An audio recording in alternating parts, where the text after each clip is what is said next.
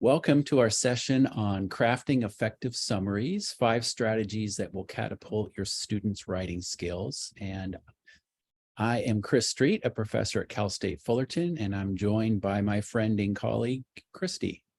You want to quickly Hello there. yourself? Yes, sure. I'm Christy Kenny, and I am a K-12 teacher. I teach at Buena Park High School in Orange County. So what we're hoping is that you will, when you leave this session today, understand 5 summary writing strategies that you can use with any kind of reading and really any level of student. I'd say upper elementary school through college could find these activities, these strategies helpful. And though we didn't really talk about it yet, you're also, I'm hoping, going to benefit from realizing that just having your kids writing is going to help them learn your content. So that's a secondary benefit for sure.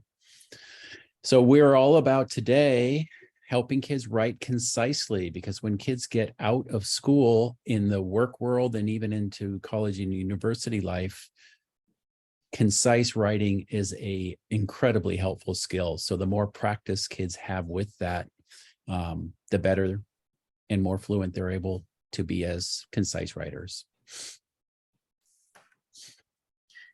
So we have a few summary writing strategies that we're going to share with you. We have first the gist, the rhetorical précis, the 5-word summary, summary writing / descriptive outline, and the 5-3-1 summary. So first, let's take a look at the gist. It stands for generating interactions between schemata and text.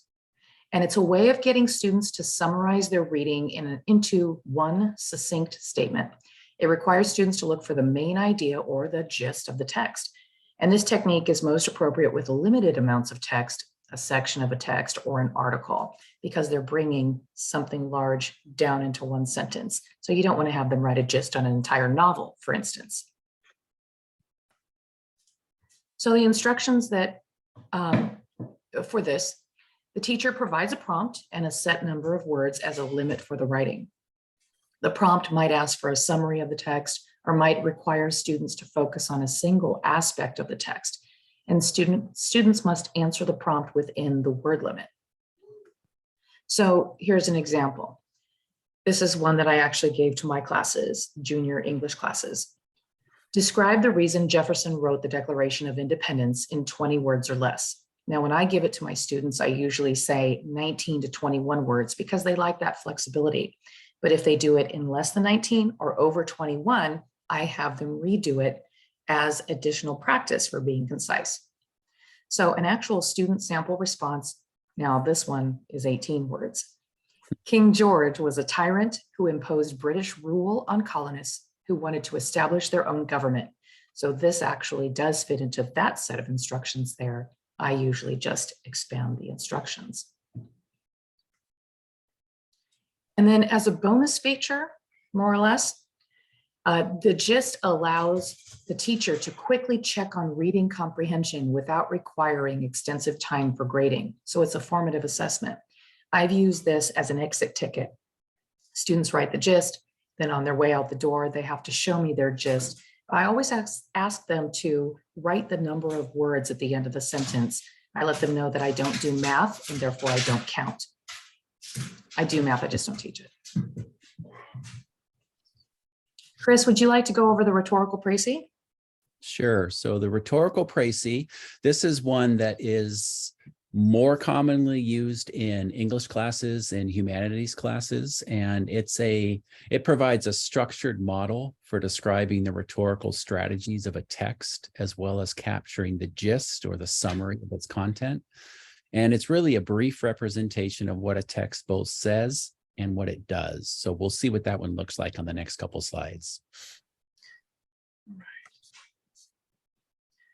So it is very prescriptive in terms of what we're asking kids to do in each of the 4 parts. So this will make this will even be more clear when we get to a sample, but in terms of instructions for kids, we want them in that first sentence to name the author, the genre, the title of the work, the date in parentheses, and then a rhetorically accurate verb such as claims or argues or asserts or suggests.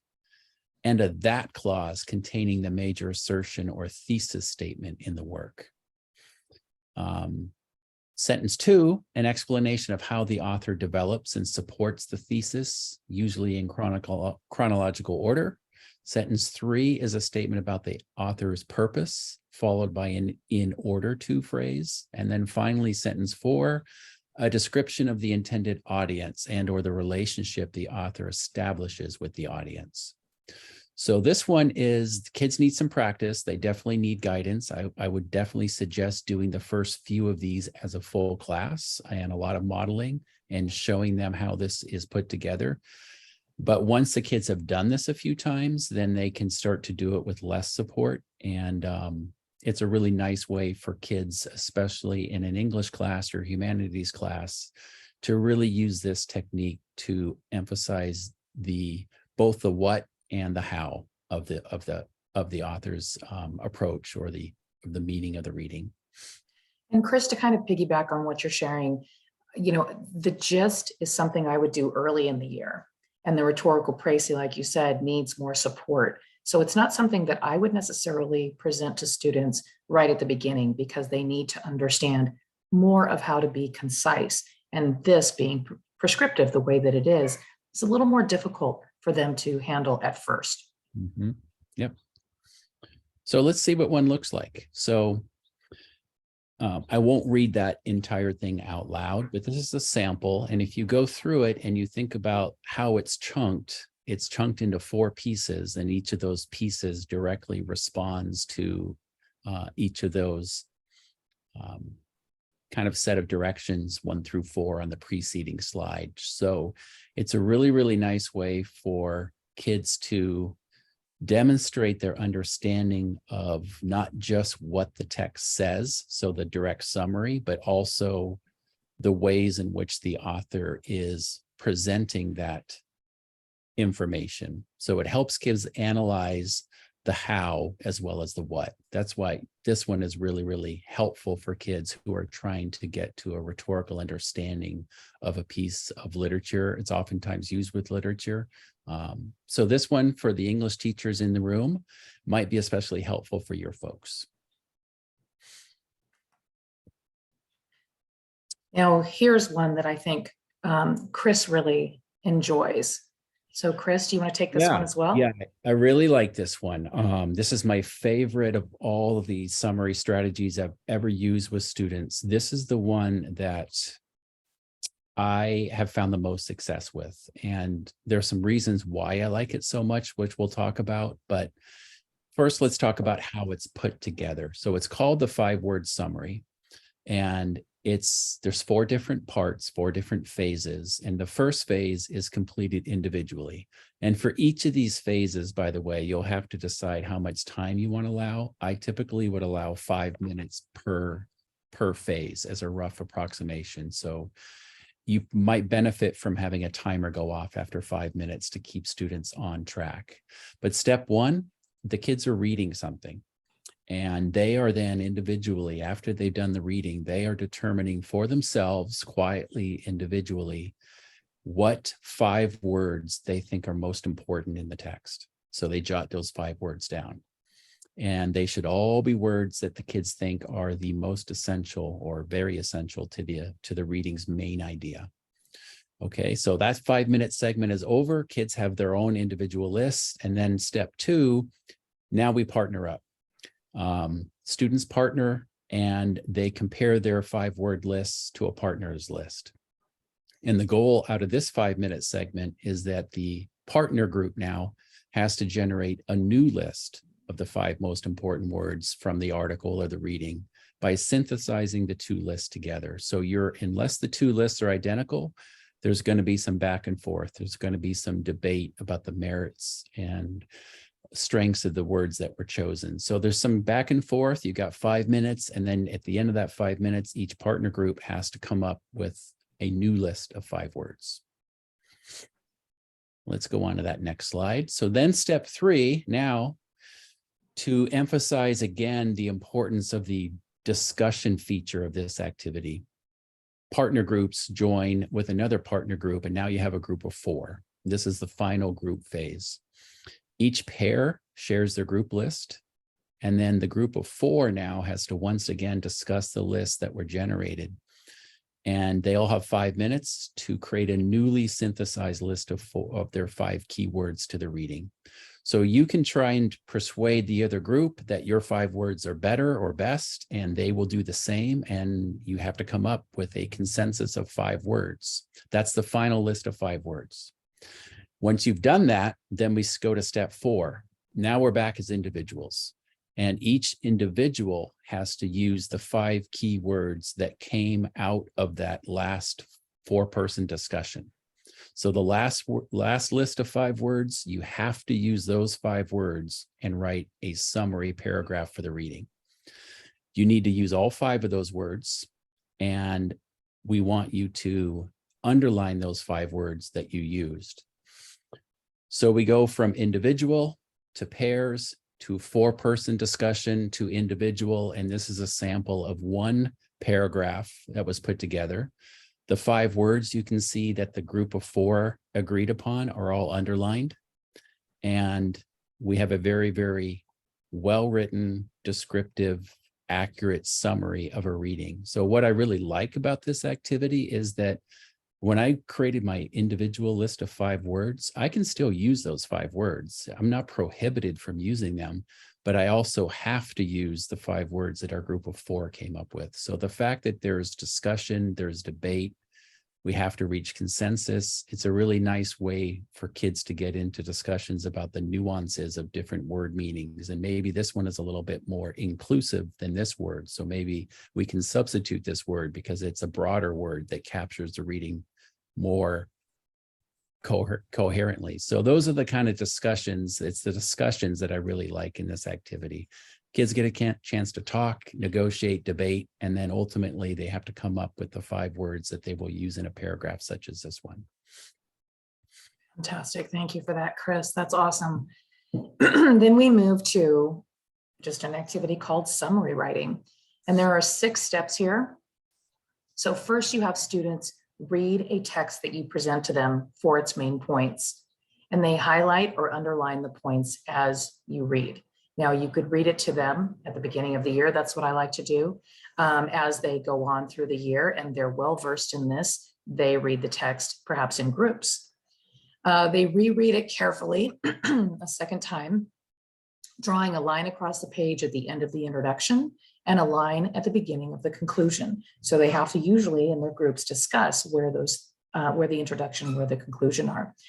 Then they identify the text thesis or main point.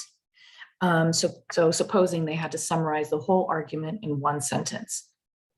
Step 4, they identify the text's major divisions or chunks. So each division develops one of the stages needed to make the whole main point.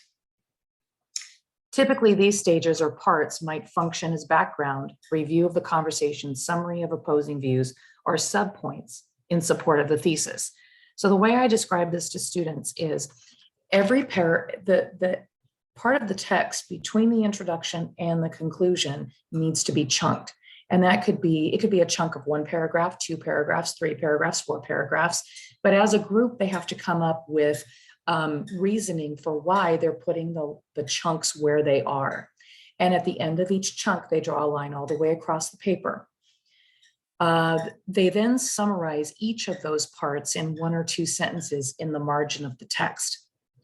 Then at the end, they combine the summaries of the parts into a coherent whole, creating a condensed version of the text's main ideas in their own words. So we actually have, what we would like to do is, if you have a moment, take a text that you have available to you and choose one of the strategies to apply it to your reading.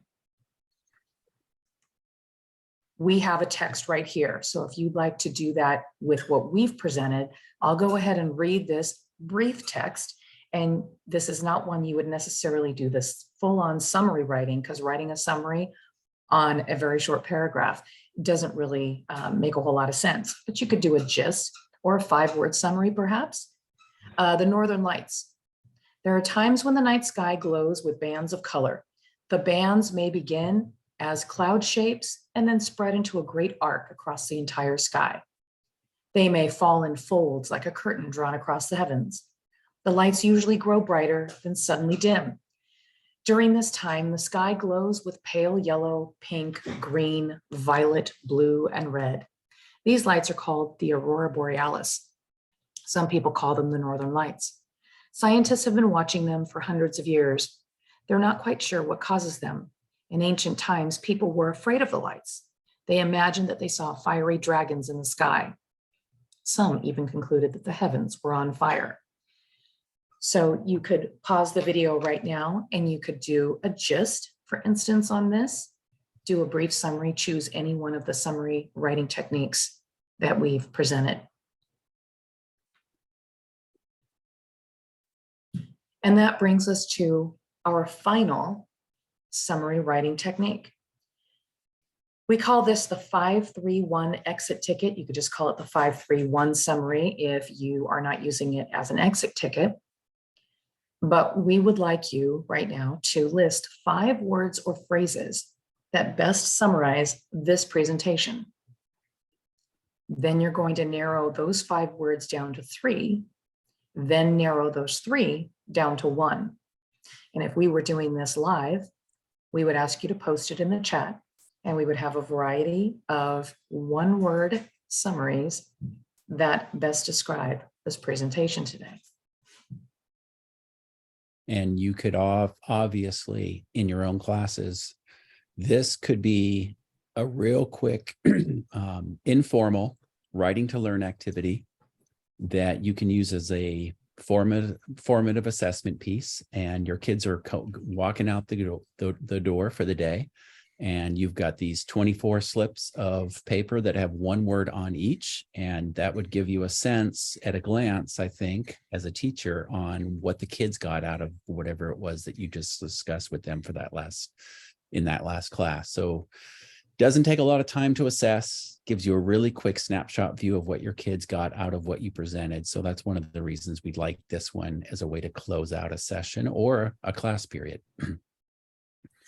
Fantastic. So that concludes our presentation today.